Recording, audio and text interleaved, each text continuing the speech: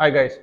So இன்னைக்கு நம்ம ஒரு லேப்டாப் வந்து அன்பாக்ஸ் பண்ணுற வீடியோ தான் பார்க்க போகிறோம். ஸோ இது என்ன லேப்டாப்னா ஏசூஸ்ல இருந்து விவோ புக் 14 அப்படிங்கிற ஒரு 14 இன்ச் லேப்டாப் தான் இது.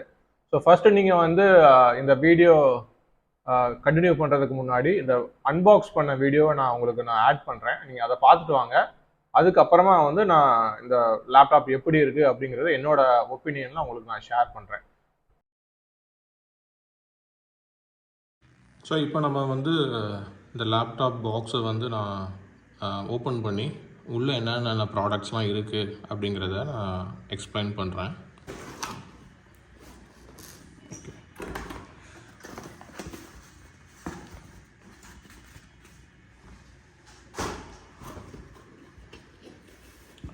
ஸோ லேப்டாப் இந்த ஒரு ஒயிட் ரேப்பரில் கொடுத்துருக்காங்க. கொஞ்சம் வெயிட்டாக தான் இருக்குது. நான் எக்ஸ்பெக்ட் பண்ண மாதிரி வெயிட்லெஸ்ஸாக இல்லை. பட் இந்த லேப்டாப் நான் ஏன் வாங்கினேன், முக்கியமான ரீசன் என்னங்கிறத நான் கண்டிப்பாக சொல்கிறேன். நீங்கள் வீடியோவை ஃபுல்லாக பாருங்கள். ஸோ பாக்ஸில் வேறு என்ன இருக்குது அப்படிங்கிறத பார்க்கலாம். ஸோ இதில் ஒரு சார்ஜர் கேபிள் இருக்குது. 45 வாட்ஸ் ஆன பவர் அடாப்டர் இருக்குது.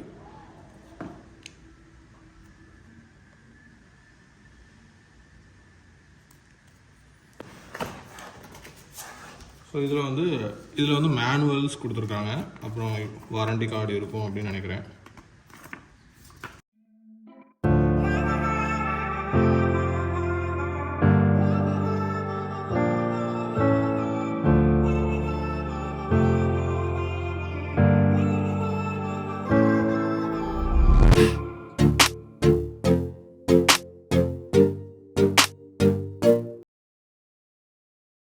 ஃபர்ஸ்ட் நான் இந்த லேப்டாப்போட ஒரு ஃபிசிக்கல் ஓவர்வியூவை நான் உங்களுக்கு சொல்லிடுறேன். ஸோ லெஃப்ட் சைடில் பார்த்தீங்கன்னா உங்களுக்கு ஒரு டைப் சி போர்ட் கொடுத்துருக்காங்க. இது வந்து உங்களுக்கு பவர் சார்ஜ் பண்ணுறதுக்காக உள்ள ஒரு போர்ட்டு தான். அப்புறம் இங்கே ஒரு HDMI கேபிள் கொடுத்துருக்காங்க. அப்புறம் இங்கே ஒரு USB போர்ட் கொடுத்துருக்காங்க.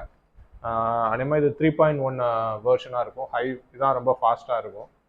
ஸோ இந்த சைடில் உங்களுக்கு இன்னும் 2 USB கொடுத்துருக்காங்க. பட் ஆனால் அது 2.0 தான். அந்த சைடில் இருக்க கம்பேர் பண்ணும்போது இது கொஞ்சம் ஸ்லோவாக தான் இருக்கும்.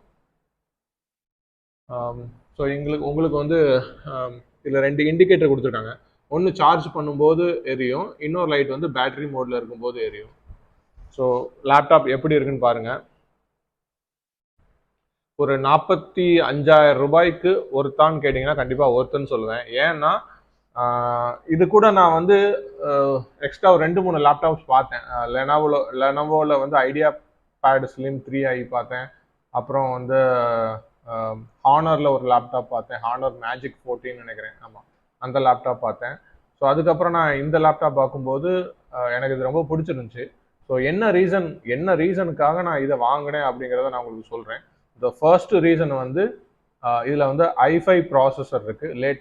11th gen i5 ப்ராசஸர் இருக்குது. ஒரு நார்மலான மீடியம் யூஸ்க்கு வந்து எந்த ஒரு பிரச்சனையுமே இருக்காது அப்படின்னு நான் எக்ஸ்பெக்ட் பண்ணுறேன்.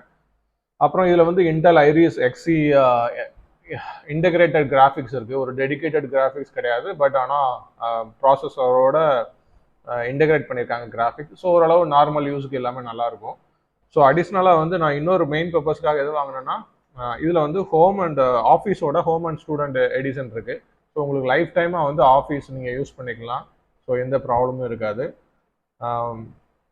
அப்புறம் அடிஷ்னல் ஃபீச்சர்ஸான உங்களுக்கு இதில் ஃபிங்கர் பிரிண்ட்டு, இந்த டச் பேட்லேயே உங்களுக்கு ஃபிங்கர் பிரிண்ட் ஸ்கேனர் கொடுத்துருக்காங்க. ஸோ அது ஒரு நல்ல டச்சு. கீபோர்டு வந்து சூப்பராக இருக்குங்க. ஒரு சிக்லெட் கீபோர்டு கொடுத்துருக்காங்க. உங்களுக்கு டைப் பண்ணுறது எந்த ப்ராப்ளமும் இல்லை, ரொம்ப அருமையாக இருக்குது.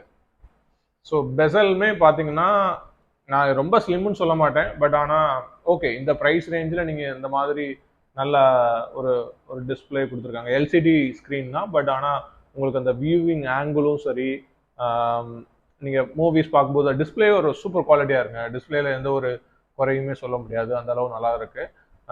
பெசல்ஸ் கொஞ்சம் டாப்பில் அதிகமாக தான் இருக்கிற மாதிரி தெரியுது, பட் தட்ஸ் ஓகே. ஏன்னா இந்த ப்ரைஸ் ரேஞ்சில் நீங்கள் ரொம்ப எதிர்பார்க்க முடியாது. ஆனால் ஹானர் மேஜிக்கில் வந்து பெசல் ரொம்ப ஸ்லிம்மாக இருக்கும். ஏன்னா அவங்க வெப்கேம் வந்து அங்கே கொடுத்துருக்க மாட்டாங்க, அவங்க கீபோர்டில் ஒரு இடத்துல கொடுத்துருந்தாங்க. அது எனக்கு பிடிக்கல. ஸோ அதனால் அந்த லேப்டாப் நான் வாங்கலை. ஸோ பில்டு குவாலிட்டி வந்து ஆவரேஜ் தான், ரொம்ப எக்ஸ்ட்ரீமாக சூப்பராக அப்படின்னு சொல்ல முடியாது. ஏன்னா மேலே இது ஓகே, ஓரளவு பிளாஸ்டிக் தான், பட் ஆனால் ஒரு நல்ல குவாலிட்டியில் இருக்குது. பட் ஆனால் கீழெல்லாம் ரொம்ப சீப்பான குவாலிட்டியில் பிளாஸ்டிக்ஸ் கொடுத்துருக்காங்க அப்படிங்கிறது ஒரு டிசப்பாயிண்டிங்கான ஒரு இதுதான். ஸோ இந்த லேப்டாப் வந்து நான் என்னோட ஒய்ஃப்காக வாங்கினேன். ஸோ அவங்க வந்து ஸ்காலர். ஸோ அவங்களோட என்ன சொல்கிறது, அவங்களோட படிப்புக்காக யூஸ் பண்ணலாம். ஏன்னா அவங்க ரொம்ப டாக்குமெண்ட்ஸ் டைப் பண்ணுவாங்க. ஸோ அதனால் அவங்களுக்கு நான் இந்த லேப்டாப் வாங்கியிருந்தேன்.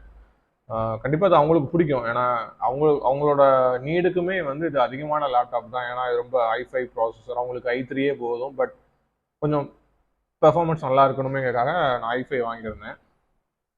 ஸோ ஓவரால் பார்த்தீங்கன்னா ஒரு 45,000 ரூபாய்க்கு இந்த லேப்டாப் வந்து கண்டிப்பாக வந்து பெஸ்ட்டு தான் சொல்லுவேன். இன்னொரு முக்கியமான விஷயத்த மறந்துட்டே பாருங்க.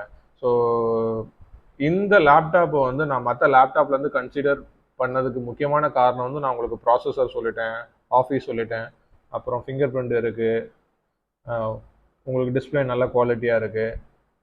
ஸோ இதெல்லாம் வந்து ஒரு வித காரணமாக இருந்தாலும் இன்னொரு முக்கியமான காரணம் என்னன்னா இதில் இருக்கிற ஸ்டோரேஜ் ஆப்ஷன் தான். ஸ்டோரேஜ் ஆப்ஷன்னா நமக்கு ஹார்ட் டிஸ்க் வந்து 1 TB கொடுத்துருக்காங்க, எஸ்எஸ்டி வந்து 256 GB இருக்குது. ஸோ எனக்கு ரொம்ப இந்த ப்ரைஸ் ரேஞ்சில் வந்து இந்த மாதிரி 2 டைப்ஸ் ஆஃப் ஸ்டோரேஜ் ஆப்ஷன்ஸ் வந்து வேறு யாருமே கொடுத்தது இல்லை அப்படின்னு நான் நினைக்கிறேன்.